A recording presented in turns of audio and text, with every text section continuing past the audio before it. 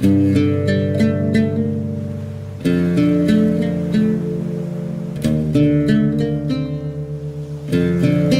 Chéchia magique, un conte algérien de Nora Asseval.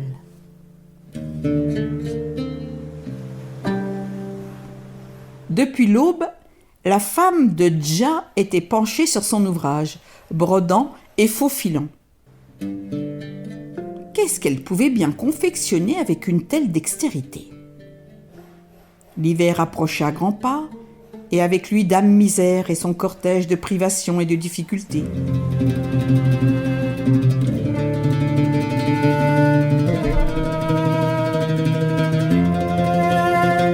En revenant du souk avec du fil doré et un bout de tissu blanc de bonne qualité, Dja avait bien insisté. « Ma chérie, si tu ne veux pas mourir de faim et de froid cet hiver, mets tout ton talent en œuvre pour me confectionner la plus belle des chéchias qui soit. » Lorsque la chéchia a été achevée, bien ourlée et bien brodée, Dja s'en coiffe et demande encore « Maintenant, tu n'as plus qu'à ouvrir ton coffre pour me donner tes dernières économies et le tour sera joué. » La femme de Dja, qui l'observe avec une pointe de curiosité, sursaute. « Méfie-toi, Dja, c'est tout ce qui nous reste. J'aimerais bien savoir ce que tu mijotes. »« Tu le sauras plus tard, mais il me faut agir vite. » Pas très convaincue, elle lui tend la petite bourse qu'elle a eu tant de mal à préserver. Elle prie le ciel, car elle redoute d'être dépouillée par son mari. Elle, son épouse. Qui peut deviner les intentions de Dja ? Si jamais il osait, elle saurait se venger. Cette pensée la rassure.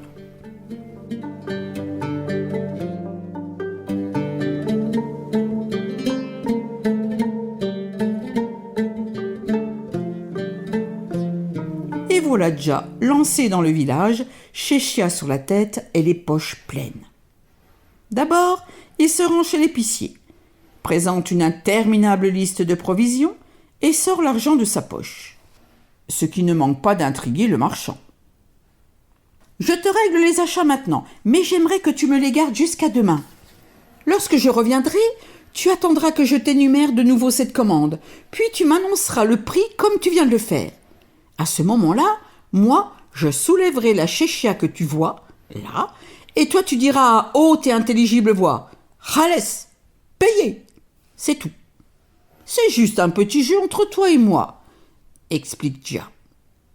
L'épicier, heureux de l'aubaine, accepte sans s'étonner cette bizarrerie qui vient de l'être le plus excentrique du village. Puis Dja se rend chez le boucher. Il commande 2 ou 3 kilos de viande, sort prestement de quoi payer et tient le même discours au boucher qui ne se fait pas prier non plus pour jouer le jeu. Vient ensuite le tour du barbier qu'il paye par avance. Au gargotier et au cafetier, il avance le prix de 2 repas et de 2 cafés. Enfin, il regagne sa maison les poches vides et le sourire aux lèvres.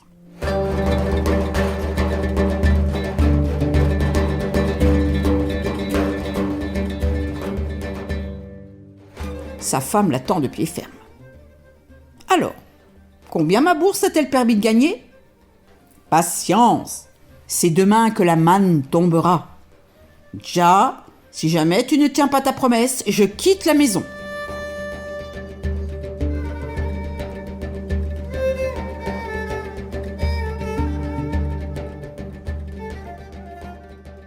Le lendemain, Dja se recoiffe de sa magnifique chéchia blanche, ajourée de fil doré, et enfourche son âne sur lequel il a posé le bas aux 2 paniers.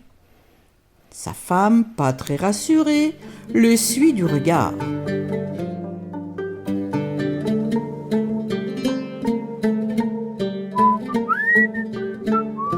Il s'éloigne au petit trot, en sifflotant.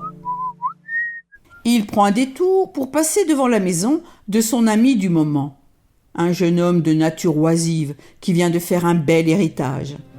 « Bonjour, Dja !» salue ce dernier.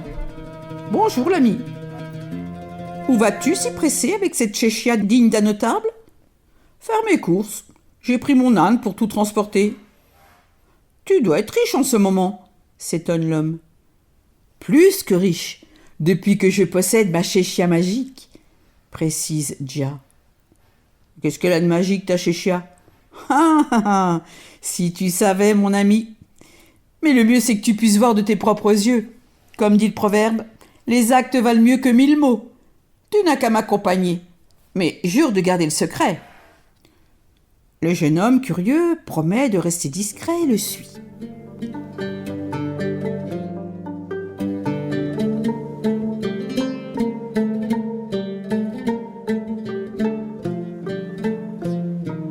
Ils vont chez l'épicier. Après les salam-alek d'usage, Gia se met à débiter sa liste de provisions. L'épicier, qui a retenu la leçon, pose le sac plein sur le comptoir en annonçant le prix.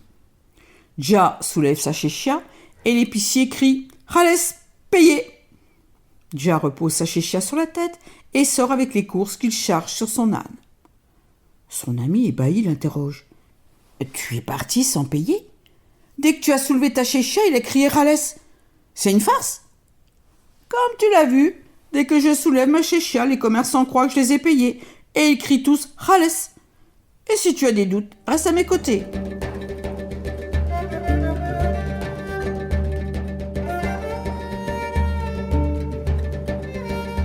Gia tire son âne par la bride et son ami le talonne dubitatif. Il entre chez le boucher, passe commande, récupère son achat et soulève sa chéchia magique. « Khales !» crie le boucher. Puis, en passant devant le barbier, il dit au jeune homme « Veux-tu me garder mon âne ? Je vais me faire une beauté. » Coupe, rasage et chéchia soulevée face au barbier qui crie comme les autres « Khales !» Les khales qui fusent perturbent le jeune homme. Gia invite son ami. Il mange chez le gargotier. « Khales !» Puis le cafetier. « Khales !» S'il en doutait encore, le jeune, sur le coup, est complètement convaincu des pouvoirs magiques de cette chéchia.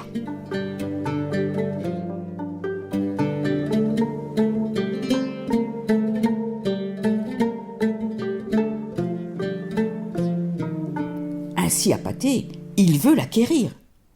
Gia se fait prier, mais il finit par la céder à un prix exorbitant. Le lendemain, le jeune riche se coiffe de la chéchia et se rend chez l'épicier auquel il passe commande. Lorsque l'épicier lui annonce le prix, il soulève la chéchia. L'épicier s'impatiente et hurle « Alors, tu payes, imbécile ? Tu te prends pour Gia ou quoi ?» Le jeune homme comprend alors qu'il a été dupé. Une leçon cuisante pour un héritier. Quant à Gia, il a été accueilli triomphalement par sa femme. Comment pouvait-il en être autrement ? Il conduisait son âne chargé de provisions et il avait les poches pleines d'argent.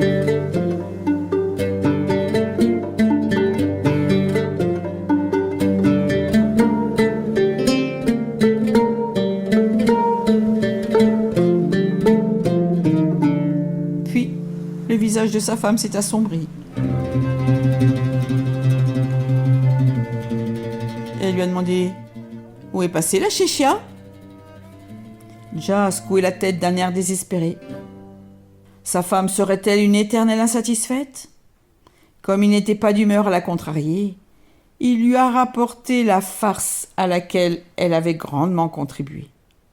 Elle a alors murmuré « Pourtant, elle t'allait si bien, cette chéchia. »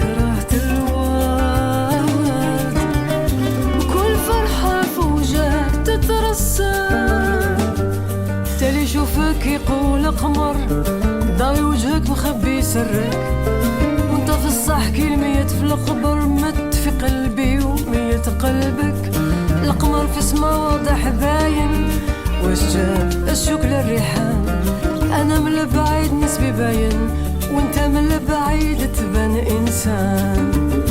يا ربي حط لي يدك خرجني من الليل والهيام، اللي مظلوم يرتاح عندك ويبان حقه من بعد ظلام.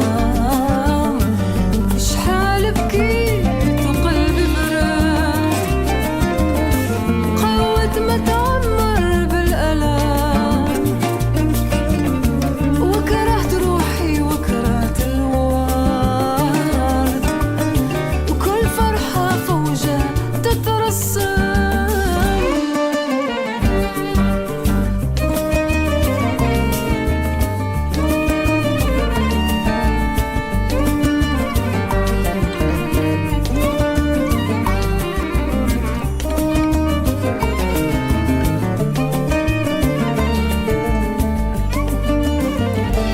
شحال درت على الخيام، شحال جريت وشحال سافرت، تعبت كي كانوا الناس نيام، طحت وقفت وعشت وشفت، لدايب صغير ويتكبر انت ما تشوفه بالنظر، خلي تطوف قلبه تكبر، خلي تربي عليه تقدر.